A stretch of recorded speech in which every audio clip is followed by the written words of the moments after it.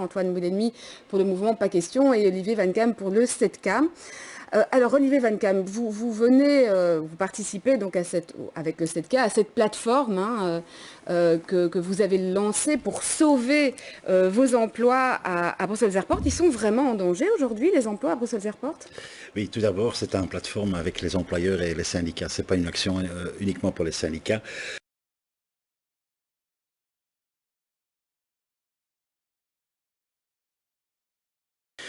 Que les normes 1 sont ajustées. Vous voulez dire que les normes bruxelloises sont ajustées? Pas seulement les normes, c'est aussi les routes. Et là, je donne raison à monsieur. Donc là, vous êtes d'accord? Vous êtes d'accord? Oui, Oui, le plan de diversité doit être revu.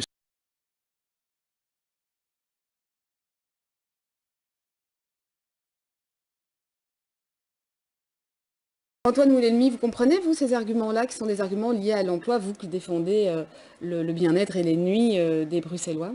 Écoutez, moi, je comprends en tout cas les craintes qu'ont les travailleurs de Bruxelles Airport dans le brouhaha politique actuel autour de ce dossier. Mais j'ai envie de dire, le vrai problème, ce n'est pas l'emploi. Ça, c'est un mensonge. Ce sont des alternatives facts, pour reprendre ce qui se passe aux États-Unis. Le vrai débat, ce sont les routes aériennes. Nous sommes aujourd'hui face à un blocage politique.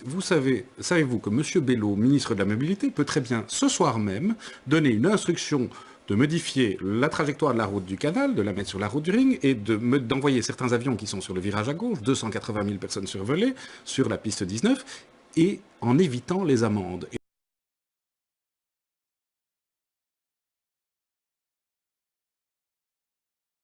On peut très bien, d'ici une semaine, résoudre le problème. Mais on est face à un blocage politique entre, d'une part, la région, qui fait valoir, à juste titre, son droit à la santé, et un blocage politique flamand, principalement issu du CDNV, qui refuse de mettre en œuvre les mesures légitimes que nous attendons.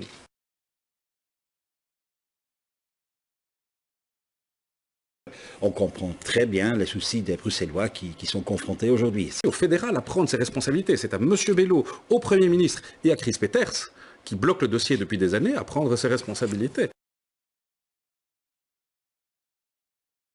Le survol et les nuisances sonores qui sont vécues par les Bruxellois riverains de l'aéroport a évidemment, Antoine Moulenmi, aussi des conséquences en termes de santé publique.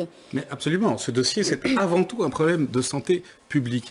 J'ai envie de dire, il y a 2 poids, 2 mesures. Savez-vous que, vous savez parfaitement que Bruxelles est intensivement survolée. La route du canal traverse Bruxelles de part en part, 280 000 personnes sur le virage à gauche.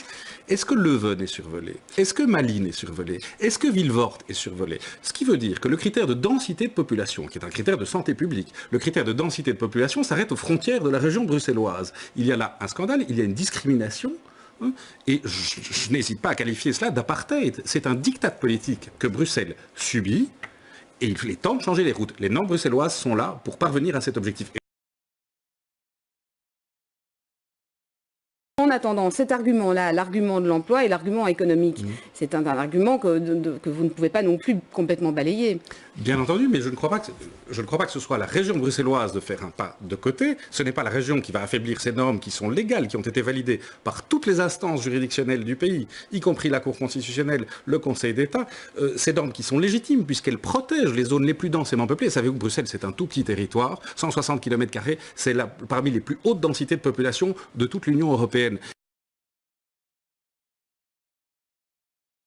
On comprend les soucis des Bruxellois qui sont survolés, et peut-être dans une manière qui n'est pas correcte, mais de l'autre côté, il ne faut pas nier que Zaventem est le deuxième moteur économique du pays. Pour chaque emploi qu'on crée à Bruxelles, il y en a 2 qui se créent dans le pays.